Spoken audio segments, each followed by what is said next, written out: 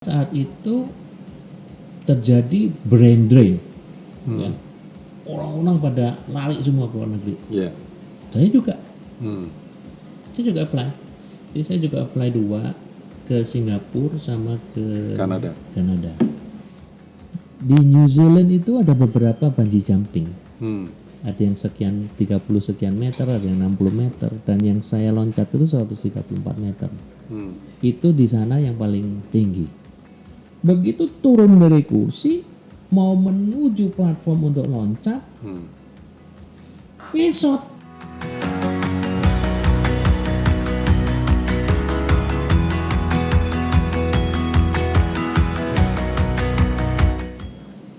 Perkebunan aeroponik, kemudian bikin perusahaan untuk bikin kasur, kemudian bikin IT company, ya, IT company ada di bawah saya. Kemudian kita juga sempat bikin juga di Batam waktu itu untuk aeroponik. Nah, sebenarnya saat itu terjadi brain drain, ya. Orang-orang pada lari semua ke luar negeri. Yeah. Jadi yang namanya eksekutif itu sudah pada apply PR kemana-mana.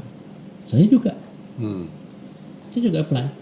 Jadi saya juga apply 2 ke Singapura sama ke Kanada.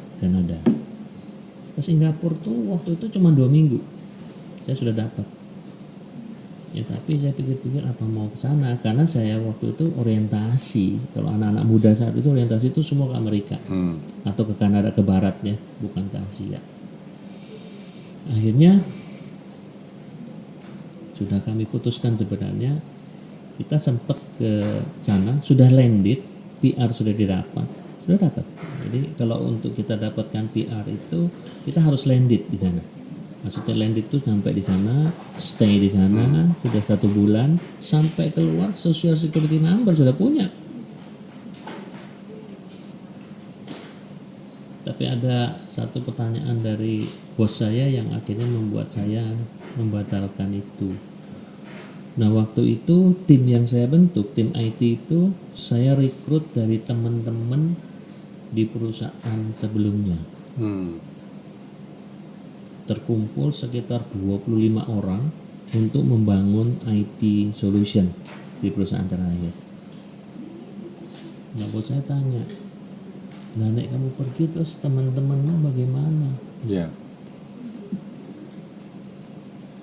Ya dia benar, dia langsung nusuk ke saya punya concerns, ya, menurut saya komitmen.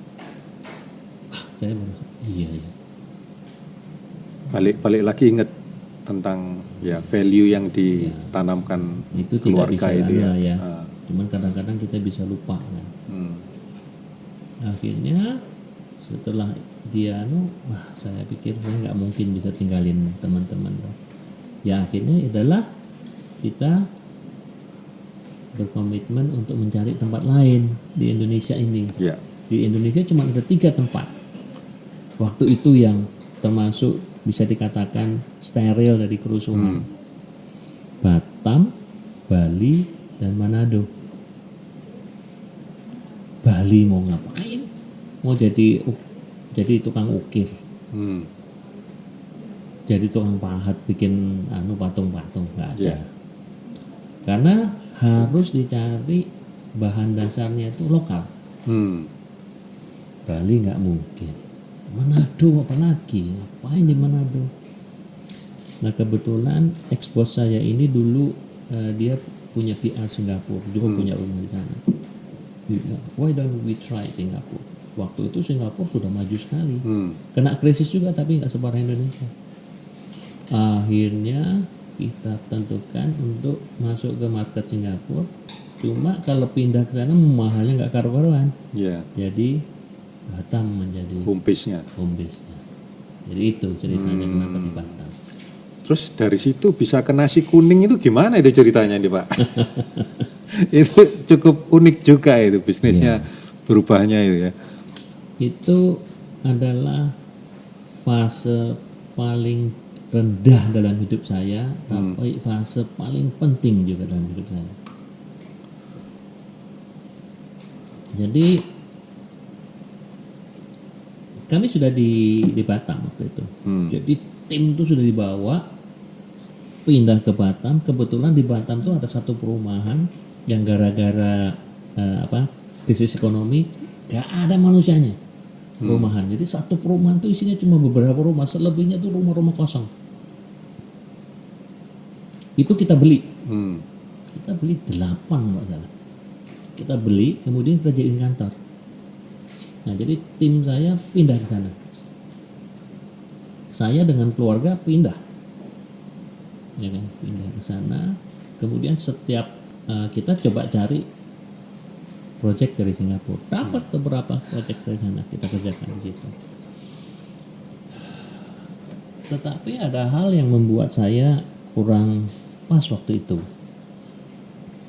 Expose saya ini juga salah satu shareholder di beberapa perusahaan di Indonesia, dalam satu grup perusahaan gitu ya.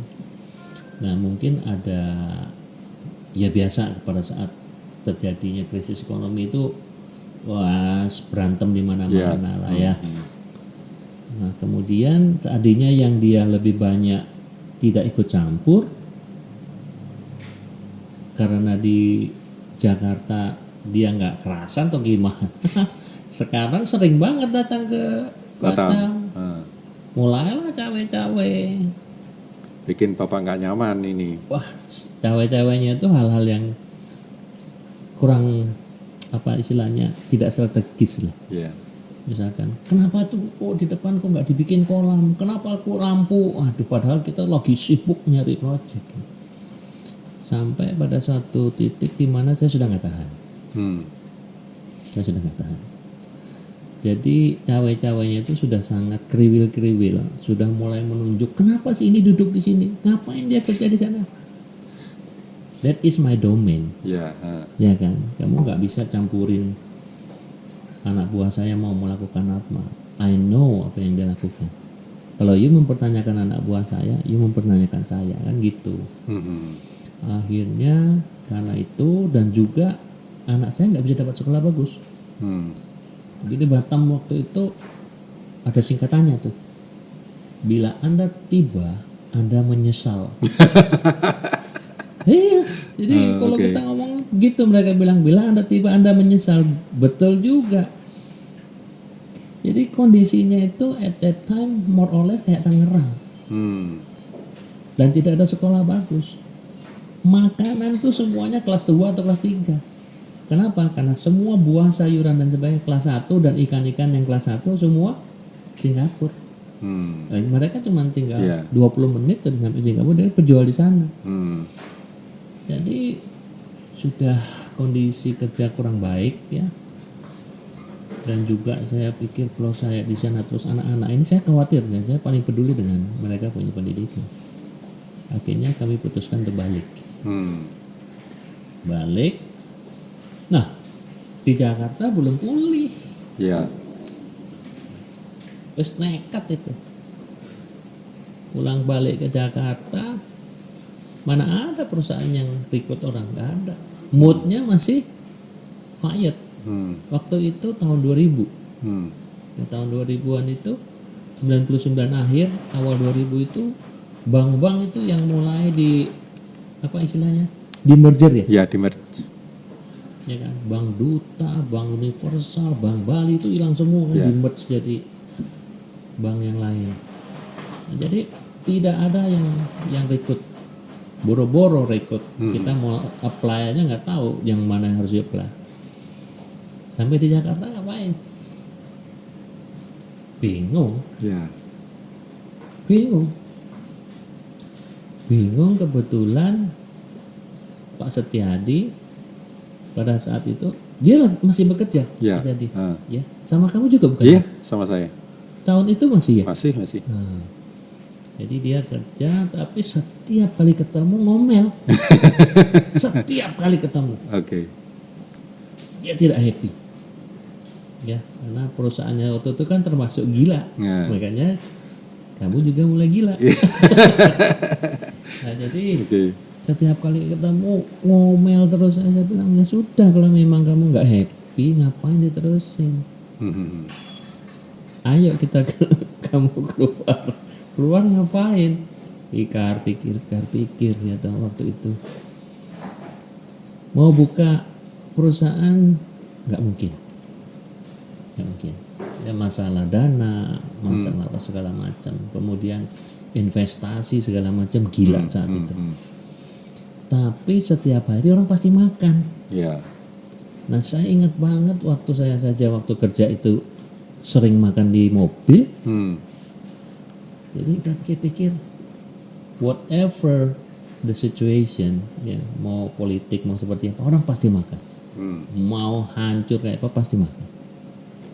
Nah kebetulan saya punya pembantu itu pintar masak, diajari oleh mama saya, istri saya untuk masak nasi kuning. Enak, jadi setiap kali kita ada pertemuan apa di rumah dia masak nasi kuning, semua muji-muji. Boleh juga ini. Jadi itu kan khas toh. Ya.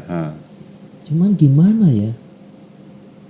Jadi kita pikir-pikir, ya sudah, kita akan deliver ke rumah-rumah. Pakai rombongnya roti itu. Sepeda itu ya? Sepeda, ya. Terus ada gerobaknya itu ya. Gerobaknya itu. Kita bikin berapa ya? Saya lupa. 20 kalau nggak salah. 20 gerobak. Namanya apa itu Pak? Nasi Lupa. Borneo. Oh ya, Borneo. Nasi Borneo. Karena itu kan nasi kuning di Kalimantan, Banjar. Ya sudah, jalanin. Jadi kita mulai masak itu mulai malam. Sekitar jam 8 tuh sampai mulai bungkus itu sekitar jam 2. Pak Guntur sebagai apa Pak? Yang bungkus-bungkus gitu atau yang ngicip-ngicip aja atau gimana? Ngomel-ngomel. Oh setengah mati juga loh nguberin itu. Ya kan, karena kan kita harus maintain mereka. Nggak ada sekarang yang namanya handphone seperti sekarang kan. Project management itu berarti Pak ya? Iya. Dan yang luar biasa sebenarnya yang saya ingat itu adalah statement dari ibu mertua saya. Ya makanya ya teman-teman ingat ya, kalau dikasih nasihat sama orang tua, denger tuh. Apa itu Pak? Dia bilang gini, yakin lo mau ngurusin anak-anak itu, maksudnya anak-anak itu yang jualan tuh, kan mereka jualan sepeda, pakai sepeda tuh. Ya bisa dikatakan ya kelasnya itu kan kelas apa ya? Jadi kelasnya tukang-tukang becak lah. Iya, Ya kan? Jadi kita rekrut itu kan. Dia cuma komentar itu loh. Yakin oh. Wah, kita yakin. Saya sudah biasa ngadepin urusan organisasi. Sudah biasa visi, misi itu sudah biasa ya kan. Jadi bikin strategi sudah biasa.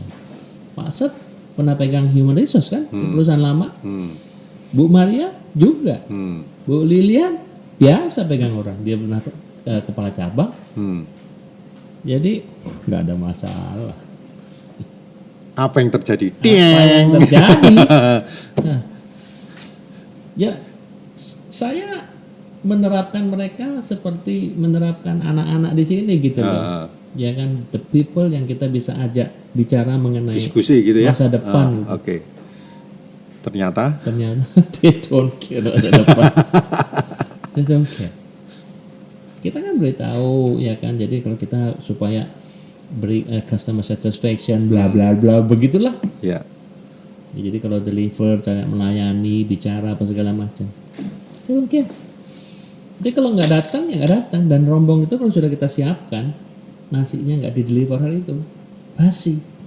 Karena kan nasi kuning kan pakai santan. Terus Pak Guntur yang genjot?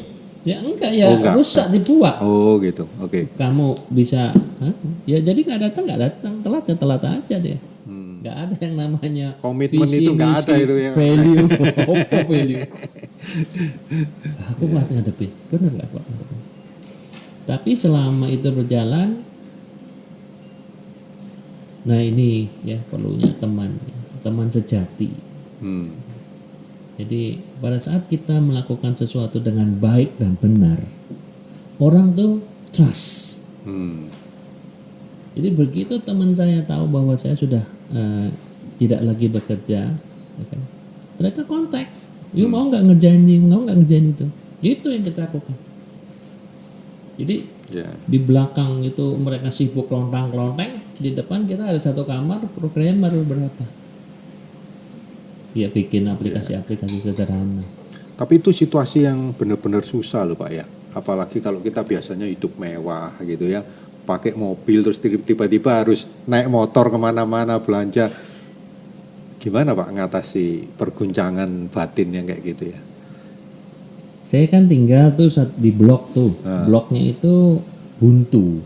Jadi mostly ya kenal depan ya. Dan perumahan saya itu nggak terlalu banyak orang juga. Jadi saya kerja dulu dari awal tuh bisa dibilang mobil saya itu termasuk yang lumayan bagus lah. Lah mobil perusahaan. Perusahaan kasih kita mobil ya. Nyicil. Tapi pas pada saat saya kembali dari Batam, kan tuh mobil semua sebelum saya ke Batam kita jualin sudah.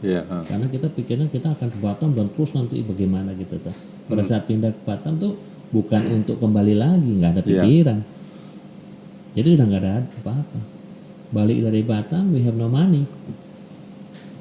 Uang dipakai buat beli rombong.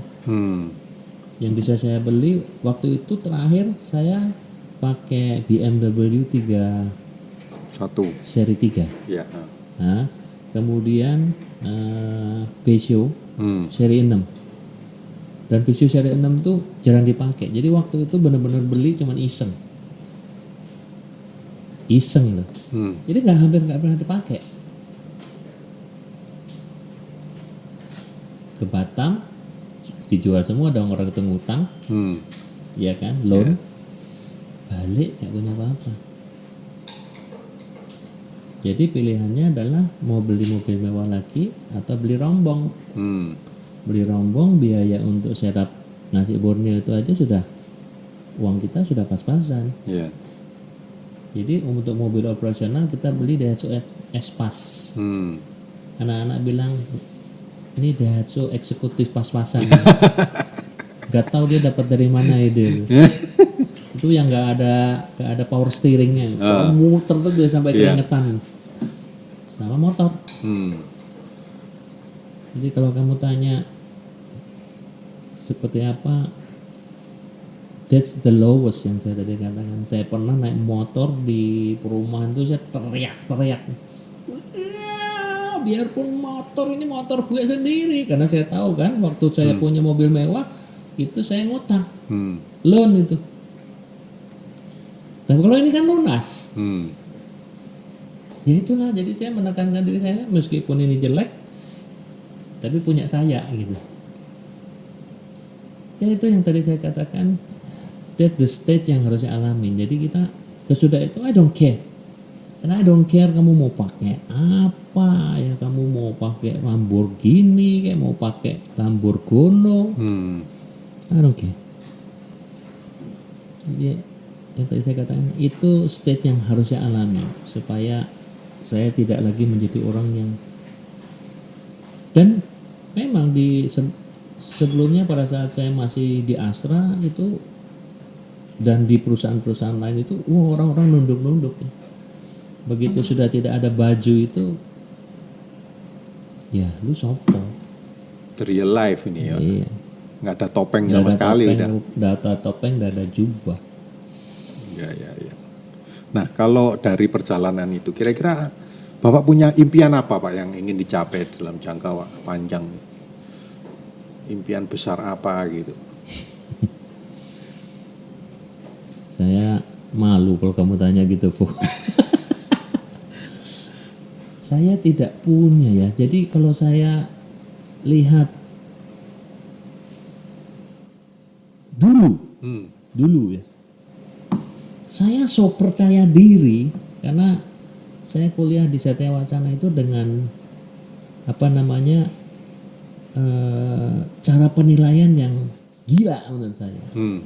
Jadi penilaian menggunakan normal curve. Jadi kalau kita kalau di kampus-kampus lain itu nilai tes kita itu 80-90 itu sudah pasti lolos lah ya. Di sana 95 pun kamu bisa E karena selalu di normal curve kan. Jadi lolos dari sana itu, wah percaya dirinya tuh bener-bener top of the world deh. Nah di situ mungkin kalau kamu tanya, saya punya pikiran besar, wah saya kepingin lebih besar daripada konglomerat. Tetapi kemudian you have to be realistic. Oke. Dan saya kemudian melihat orang-orang yang bisa sukses itu memang orang-orang yang luar biasa. Contoh sederhana aja, waktu itu ada di Netflix kalau nggak salah dokumentasinya Blackpink ya. Ya betul nggak? Ya betul. Saya nonton itu dan saya bilang memang pantas orang-orang itu digembleng dari pagi sampai malam untuk melakukan gerakan yang sama setiap hari berbulan-bulan, nggak kan berbulan-bulan, bertahun-tahun, sampai mereka tuh bergerak itu udah benar-benar natural. Nah orang yang bisa seperti itu orang yang daya tahannya tinggi, disiplinnya tinggi, kemauannya tinggi. Kalau enggak patah udah. Separuhnya setengah gila itu Pak. Kalau enggak kalau gitu. gila, Ya. that's true.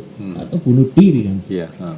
Jadi kalau orang yang sudah memang, jadi tadinya saya pikir itu gara-gara cuma orang-orang yang cantik aja ya kan, kemudian dipoles, pinter, no. Mereka memang orang-orang pilihan. Nah jadi kalau kamu tanya besar, saya harus mengatakan jujur, saya nggak punya jiwa gulung besar seperti apa ya. I just want to do the best that I can. Itu yang saya pegang sampai sekarang. Apa yang Bapak sudah capai, yang terbesar yang Bapak banggakan yang sudah pernah tercapai sampai kurun waktu ini Pak? Sekian puluh purnama inilah kira-kira, sekian ratus mungkin ya. 2. Oke. Itu mungkin 3 ya. I think pencapaian saya dan teman-teman pada saat membentuk lembaga kursus itu luar biasa itu. Itu gila itu. Itu benar-benar gila. Beyond the expectation. Anak masih kuliah, berani ngeredit komputer 20 sekian, ya kan? Nyewa ruangan, ruko, zero nggak ada apa-apa. Kita desain semuanya. Kemudian teman saya tuh bikin alat yang pada saat itu nggak kebayang kamu. Jadi gurunya itu bisa lihat muridnya lagi ngapain. Zaman itu loh, belum ada local area network, nggak ada, belum ada yang namanya local area network seperti sekarang itu. Dia bisa lihat kamu lagi ngapain, ngerjain apa. Dia bisa ambil kamu punya screen, ditunjukkan ke orang-orang tertentu. Dia bisa tunjukkan ke semua kelas. Saya sebagai guru bisa tunjukkan saya ke kamu. Itu beyond our expectation, itu yang pertama. Yang kedua, pada saat saya mulai bekerja ya. Jadi perusahaan saya waktu itu, saya juga tidak tahu kenapa. Ternyata saya kerja di suatu perusahaan ya, Astra Credit Company itu, tersebut aja itu. Nah, mereka waktu itu panggil saya karena mereka tahu bahwa saya dari elektro. Kemudian mereka challenge saya, Guntur, dia bilang, kamu tahu kan kita punya customer tuh kalau datang untuk mau bayar bayar iuran, angsuran, bayar angsuran, itu mereka bawa kartu kayak kartu perpustakaan tuh. Tanggal berapa dibayarnya, ditulis berapa, di situ ya, ditulis, dicoret, kemudian di stempel. Jadi bulan depan mereka bayar lagi harus bawa itu. Mirip kartu perpustakaan gitulah. Nah, waktu itu saya ditunjukin yang namanya magnetic card. Ini ada kartu, di belakangnya ada magnetic stripe-nya. Ya. Ini bisa nyimpen data. Bisa nggak kamu? Jadi mereka nggak perlu bawa itu, tinggal bawa ini aja, nanti di slide gitu. Karena saat itu top of management sudah punya kartu debit Diners Club waktu itu sama Visa. Yang bisa punya waktu itu level yang sudah punya jabatan. Ya. Saya nggak pernah lihat. Saya pernah tahu teman saya dulu kuliah pernah bawa itu dan dia bikin skripsi, tapi nggak pernah mengikuti dia lagi apa. Saya ditanya begitu, cuman saya ingat waktu itu pernah ngobrol waktu kayak masih training, pokoknya kalau kamu kerja ditanya apa bilang bisa. Oh, saya ingat itu. Ya sudah, bisa. Berapa lama? Lo barangnya aku nggak ngerti yo. 3 bulan. Ya sudah. Ini mereka percaya, aku dari elektro kan. Ya. Mereka nggak tahu nih, aku nggak tahu. Ya sudah, baru saat nggak nyampe mungkin seminggu saya lagi pelajarin untuk bisa nyimpen data. Saya dipanggil lagi. Kita mau bikin debit card kan, instead of hanya kartu members. Debit card itu binatang apa? Nggak tahu waktu itu, nggak tahu kita debit card itu apa. Ya, kemudian lagi saya mau mengeksplor itu, panggil lagi itu dalam kurun 2 minggu itu. Jadi kredit card. Binatang apa kredit card nggak ada yang tahu waktu itu. Yang tahu ya bos saja, tapi mereka tahu cuman sebagai pemakai. Ya. Saya dikasih itu tagihan-tagihan kartu. Kamu tanya, kamu pura-pura jadi saya, tanya kenapa nih begini. Nah itu saya mendikot semua kenapa kok kartu kredit itu angka 16 nomornya. Kenapa ini segala macam hitungan tuh saya reverse ulang. Dan waktu itu ada satu orang yang membantu saya, dia dari Diners yang menjelaskan juga. Dan akhirnya kita develop, dan saya develop sendiri dan jadi. Itu yang pertama. Ya itu yang kedua. Yang kedua itu tadi. Yang kedua.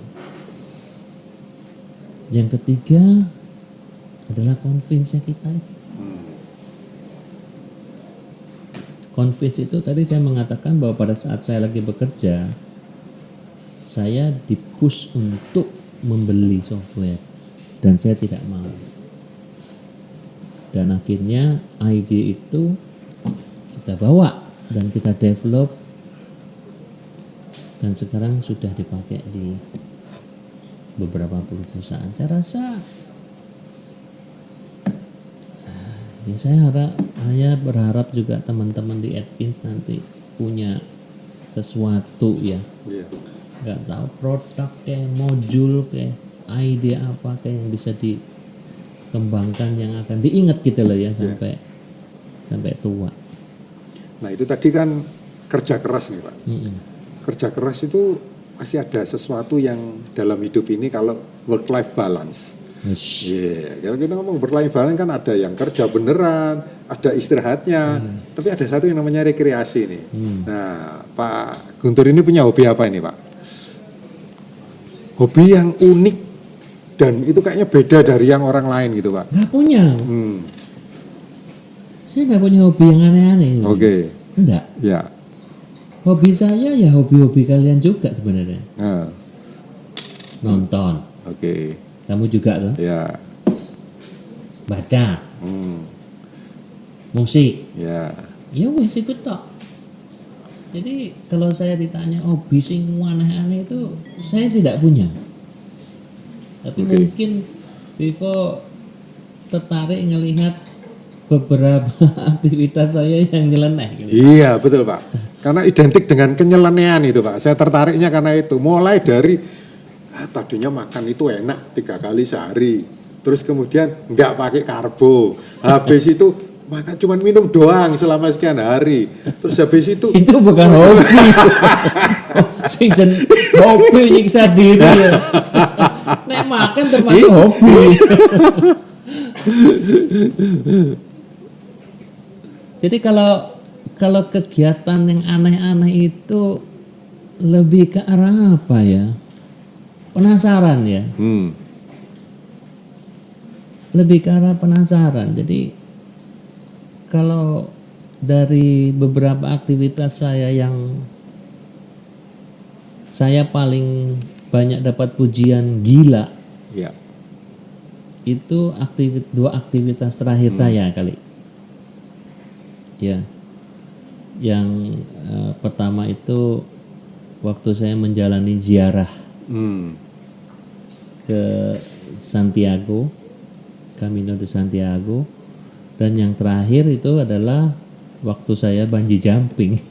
Itu berarti kayak bucket list gitu ya, Pak? Boleh dibilang gitu nggak? 100 Kalau things. bungee jumping Iya. masuk bucket list saya. Kalau bungee jumping sudah lama saya ingin lakukan. Not because I like it loh ya, Iya. cuma penasaran aja. Jadi gimana ya? I cannot imagine. Itu kalau saya lihat orang bungee jumping itu perut saya tuh kram loh. Jadi beberapa kegiatan yang saya lakukan itu membuat saya perut kram, tetapi yang membuat saya penasaran kenapa orang lakukan.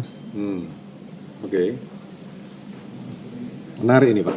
Itu. Ya. Jadi bukan kemudian saya punya nyali. Wah, no. I'm just a human being, sama dengan ya kalian semua juga sama seperti itu. Saya dulu pernah hike ke namanya Angel's Landing. Angel's Landing itu ada di Zion National Park di Amerika.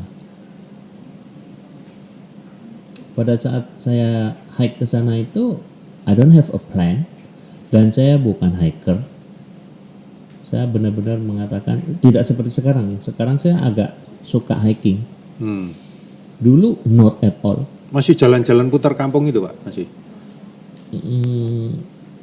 Ya 1 bulan terakhir ini kaki saya bermasalah. Oh, oke. Jadi sakit itu. Nah jadi waktu saya hike itu gara-gara saya pas lagi ngebrowse YouTube, kok bagus sekali pemandangannya, bagus sekali gitu loh. Jadi kan kalau YouTube kan ada ini ya, ada gambarnya dulu sebelum kita klik kan. Kemudian begitu saya klik, saya lihat orang yang naik ke sana, saya mual. Literally mual ya. Gila itu kalau kepleset sudah langsung hilang. Oke. Jadi kan jalannya itu sempit gitu, cuma untuk satu orang, setapak aja dan gitu ya. itu pakai rantai sampai begitu kan. Tapi yang membuat saya penasaran yang naik cewek, tua, muda, segala macam. Itu yang hal-hal seperti itu yang membuat saya, jadi ini bahaya, kenapa orang bisa naik ya? Masuk aku ndak bisa. Berarti ini termasuk yang be brave atau yang pretend to be brave, Pak? You have to be brave. Oke. Kalau pretend to be brave itu sebenarnya kan cuma ya gaya-gaya tok. Ya. Ya. Tapi kalau seperti ini, you have to be brave. Nah, yang untuk menjadi you have to be brave itu yang mungkin akan saya share. Jadi kalau contoh ya seperti bungee jumping kemarin. Di New Zealand itu ada beberapa bungee jumping. Ada yang sekian 30 sekian meter, ada yang 60 meter, dan yang saya loncat itu 134 meter. Itu di sana yang paling tinggi.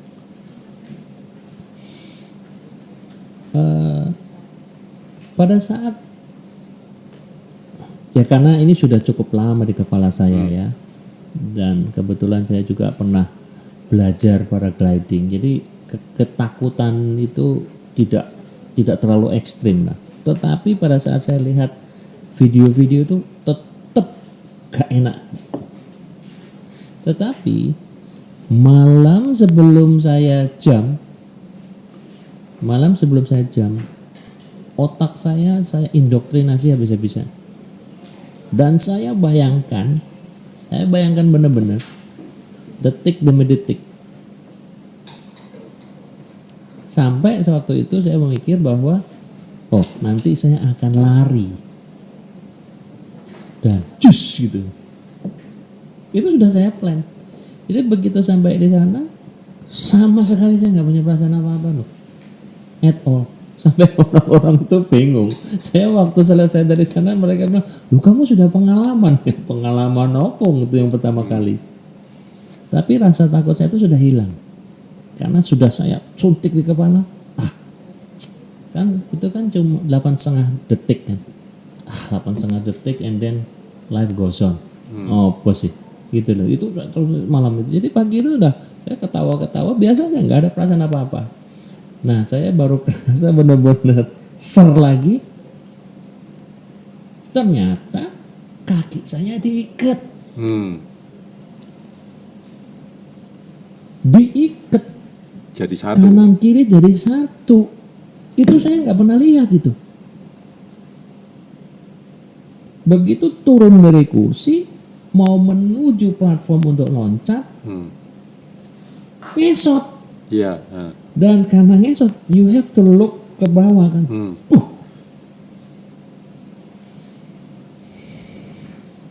Sampai di ujung itu, Nggak batal gitu. Bukan Enggak. itu. Oh gitu. Saya nggak akan sampai di ujung itu, dia nggak pegang. You don't feel bahwa kamu dipegangi. Terus disuruh noleh ke kamera pakai.